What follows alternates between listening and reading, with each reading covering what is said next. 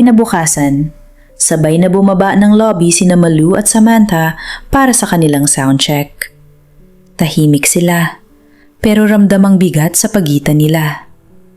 Si Malu ay malamig ang pakikitungo, habang si Samantha ay nilalamon ng guilt dahil sa nangyari sa kotse. Paglabas nila ng elevator, may humarang sa kanila. Isang babaeng nakatayo na parang reyna na naghihintay sa kanyang mga nasasakupan. Si Miriam.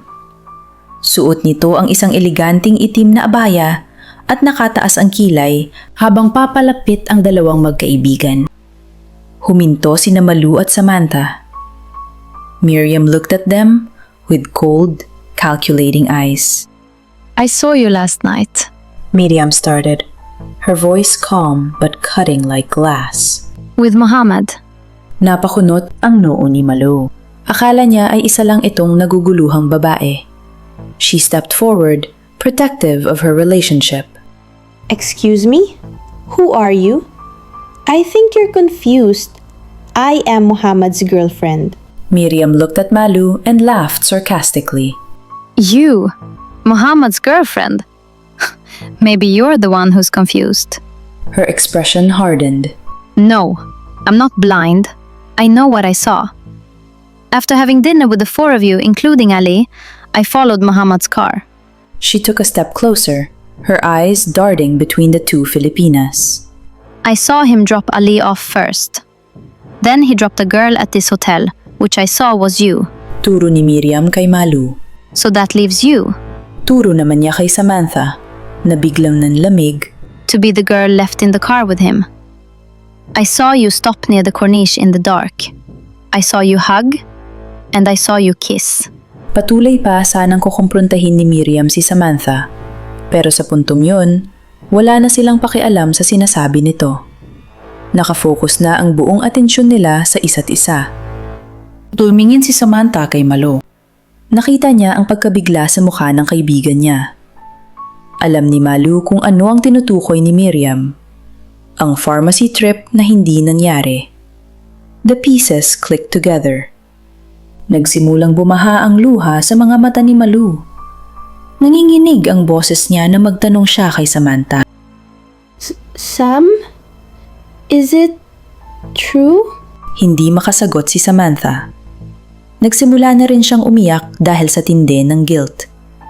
Ang pananahimik niya ay kumpirmasyon ng lahat. Sumabog si Malu. Sa sobrang sakit at galit, hindi na siya nakapag-isip. Isang malakas na sampal ang dumapo sa pisngi ni Samantha.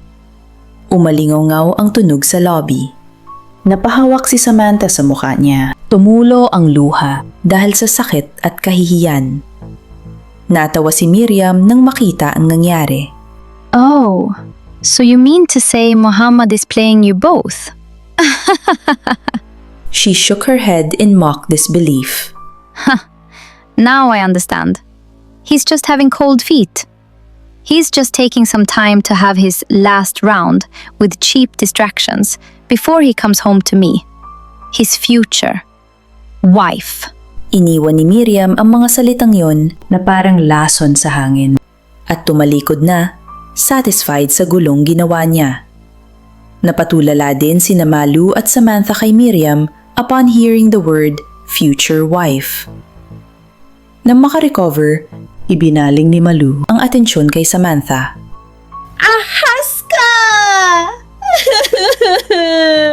Sigaw ni Malu kay Samantha, humahagulgol. Best friend kita! Pinagkatiwalaan kita! Inagaw mo siya sa akin! Tumakbo palabas ng hotel si Malu, wasak na wasak. Yumuko na lang si Samantha, hindi matanggap ang nangyari. Pero kailangan niyang magpaliwanag. Tumakbo siya palabas para habulin si Malu. Malu, wait! Let me explain! Sigaw niya, pero hindi na siya nilingon nito. Ang gabing yun ay isang bangungot para kay Malu. Hindi siya natulog. Umiyak lang siya ng umiyak. Pero pagdating ng umaga, pilit niyang kinumbinsi ang sarili na may pag-asa pa. She convinced herself na si Samantha ang may kasalanan. Nainhakit nito si Muhammad. Buo ang loob niya. She can still win Muhammad back. Hindi na ito nag-atubili pa at kinuha ang phone at tinawagan si Muhammad. The first attempt failed. Muhammad did not pick up the call. Sinubukan ulit ni Malu. Second, third, fourth, hanggang lumagpas na sa 10 attempts. Malu started sobbing. Muhammad, please, please, please pick up. Please pick up. Sa mansyon ng mga Al-Fayed, nakita ni Muhammad ang sunod-sunod na tawag ni Malu. He stared at the screen, conflicted. He knew he had to end it properly, but he dreaded the conversation. Finally, on the 12th ring, he picked up. Malu, let's meet. I'll pick you up at 3 p.m. We need to talk. Muhammad said in a firm but sad tone. Oh, okay. Yun na lang ang nasabi ni Malu. She was ecstatic at first because finally, Muhammad picked up her call. But upon hearing what Muhammad said, "We need to talk," it kept playing in her mind. Ano kayang pag-uusapan namin? Did he finally realize that he did me wrong last night and he will now apologize? Bulong ni Malu na napangiti. She knows that might not be the case, but she chose to be optimistic. Nagpunta sila sa isang tahimik na park malapit sa hotel accommodation nila, Malu. Panay ang ihakap nito kay Muhammad simula nang dumating sila sa park na yun. Habibi, I missed you so much.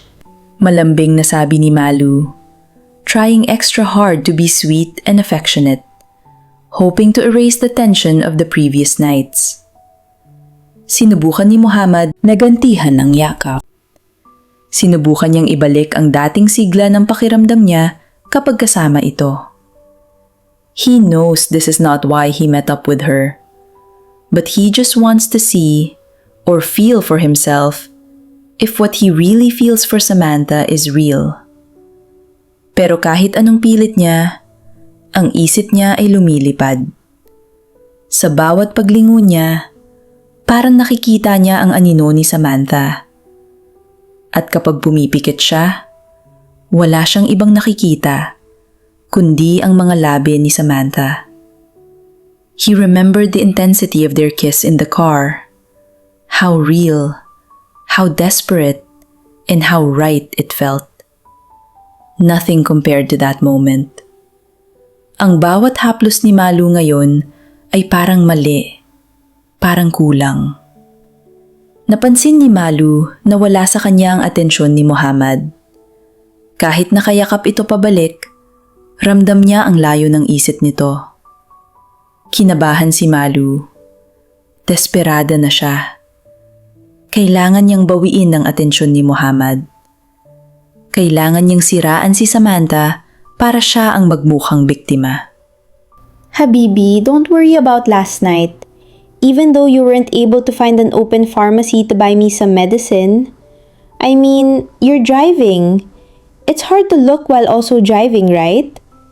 That's why you brought Samantha with you, right? I'm upset with Samantha because it looks like she didn't even try to help. She's like that, you know. Ever since we were young, she thinks of no one but herself. She also envies me, I think, because whatever I do, she will do the same. If I buy trendy clothes, she would buy it too. She wants to do everything that I do, no matter what it is. Natigilan si Muhammad sa paglalakad. Parang may bumbili ang umilaw sa utak niya. Even the tattoo? Tanong ni Muhammad. Ang boses ay biglang naging matalas. Do you mean Samantha also has a black butterfly tattoo on her wrist? Hindi napansin ni Malu ang pagbabago sa tono ni Muhammad. Akala niya ay interesado lang ito sa kwento niya. Yes, she's such a copycat. Tuloy-tuloy lang na pagsasalita si Malu. It's actually really annoying. And I think she is also jealous of our love for one another. And I think she's trying to seduce you or something. And Hindi niya napansin na nakatingin na sa kanya si Muhammad with his eyes wide open. Nang marinig ni Muhammad na pati tattoo ay meron din si Samantha, napatulala ito kay Malu habang nagsasalita ito. Pero hindi na niya naririnig ang mga sinasabi nito.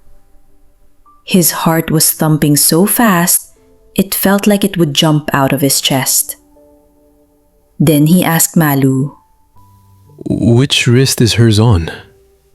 Hindi pa rin pansin ni Malu ang reaction ni Muhammad because she was busy making up stories and because she was lying, she couldn't look at his face, so she just replied while looking straight ahead.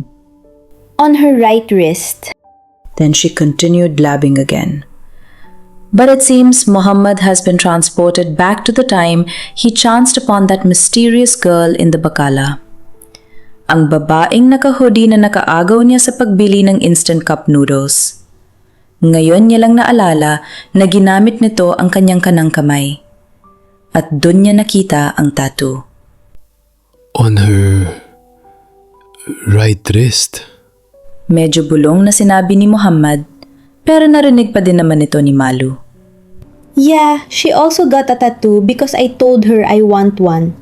I mean, such a jealous person, right? Humarap si Muhammad kay Malu. Mabilis niyang hinawakan ang kaliwang kamay kung nasaan ang tattoo nito. Your tattoo is on your left. Malamig niyang sabi, nakatitig sa mga mata ni Malu. Yes, Muhammad, I got mine on my left wrist. Nakangiti pang sagot ni Malu. Ngiting unti-unting napawi when she realized that Muhammad did tell her that he saw that black butterfly tattoo when he chanced upon the girl at the Bacala. The seafood allergy. The tattoo. It was all a lie. Sabi ni Muhammad. Ang boses ay puno ng disappointment habang binibitawan ang kamay nito. You pretended to be her. You manipulated me. No, Habibi, no! Please wait! Let me explain! Desperadong sigaw ni Malu, yumakap sa kanya mula sa likuran para pigilan siya.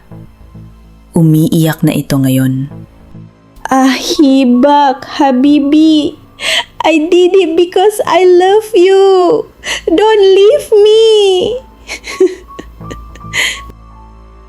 Pero kumawala si Muhammad sa yakap niya nang may puwersa. Don't. Just don't. Iniwan niya si Malu na umiiyak sa park at mabilis na naglakad palayo. Tapos na sila. Desidido si Muhammad. Prior to agreeing to see Malu, his plan was to end it with Malu and pursue Samantha. He felt sorry for Malu initially because he knew how much she loved him. But now, after finding out the truth, he couldn't help but feel nothing but disgust towards Malu and all the moments she took away from him and Samantha. He is determined to do what's right, once and for all. Dali-dali siyang tumungo sa parking kung saan nakaparada ang kanyang BMW car. Tumingin si Muhammad sa relyo niya, alas 4 ng hapon. The exact same time he met the girl at the Bacala. Alam na niya kung nasaan ito. Pinaharurot niya ang sasakyan papunta sa Corniche. Pagdating niya, agad niyang nakita ang pamilyar na figura na nakaupo sa isang malaking bato malapit sa dagat, nakatanaw sa malayo. Mukhang napakalungkot nito. Samantha! Gulat na tumayo si Samantha at lumingon. Bago pa siya makapagsalita, nakalapit na si Muhammad. Hinila siya nito sa isang mahigpit na yakap at hinalikan siya. Hindi tulad ng desperadong halik sa kotse, kundi isang halik na puno ng kasiguraduhan at relief. Being in each other's arms, they again felt home and safe. Ang bigat sa dibdib ni Muhammad ay nawala. Nang bumitaw si Muhammad, agad niyang kinuha ang kanang kamay ni Samantha. Inangat niya ang manggas ng jacket nito. Doon, sa kanang pulso, ay ang maliit na itim na butterfly tattoo. It's you. Bulong ni Muhammad. Emosyonal, habang nakatitig sa mga mata ni Samantha. It's always been you, Samantha. I know the truth now. Yumuko si Samantha at nagsimulang umiyak sa hiya at sakit. Gusto niyang maging masaya, pero ang imahe ni Malu na umiiyak pagkatapos siya sampalin ay pumipigil sa kanya. Although I didn't see your eyes back then, Patuloy ni Muhammad. Hinawakan ang mukha niya para tumingin sa kanya. I could swear you felt the connection we had. Did you not have feelings for me? I wish I could tell you everything, Muhammad. Humahagulgol na sagot ni Samantha. But my hands are tied. I owe Malu my life. At doon, sa tabi ng dagat, naikwento niya ang lahat. Ang aksidente noong bata sila. Kung paano siya iniligtas ni Malu mula sa pagkakakuryente. She risked her life for me, Muhammad. Sabi ni Samantha, nakatingin sa kanya na may pakiusap sa mga mata. I cannot take her life away. And that is you. She made you her life. To take you, it would kill her. Umiling si Muhammad, hindi matanggap ang rason ni Samantha. Muli niya itong hinila palapit sa kanya at kinulong sa kanyang mga bisig. But you are mine. Mariing sabi ni Muhammad. Ang mga mata ay nanunuot sa kaluluwa ni Samantha. You are my life. You brought me back to life, Samantha. Before you, I was a dead man walking. But when I saw you at the Bakala, you gave me reason to live. And just like that, they locked lips. Again. Unlike the desperate collision in the car, this kiss was a surrender.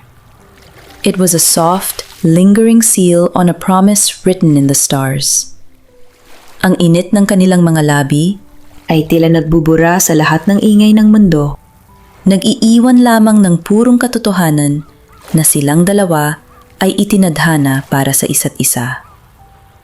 It was a kiss that tasted of hope and forever. Pagkatapos panuorin ang paglubog ng araw sa Corniche, hinatid ni Muhammad si Samantha sa hotel. This time, with a new determination. Mahal niya si Samantha at alam niyang mahal din siya nito. Kailangan niyang ipaglaban ito. Kailangan niyang ayusin ang gulo sa pamilya niya para maging malaya siya. Dumiretso siya sa bahay ng kanyang pamilya. Haharapin niya ang kanyang baba na hindi niya kayang pakasalan si Miriam dahil iba ang mahal niya. Pero pagpasok niya sa malaking majlis ng kanilang villa, naramdaman niya agad na may mali. Puno ang kwarto. Nakaupo ang kanyang ama na si Hassan at ang kanyang ina. Pero naroon din ang mga magulang ni Miriam, si Amo Abdullah at ang asawa nito. At sa isang sulok, nakaupo si Miriam. Tahimik, pero may matagumpay na ngiti sa mga labi. Alam na ni Muhammad na naikwento na nito ang lahat.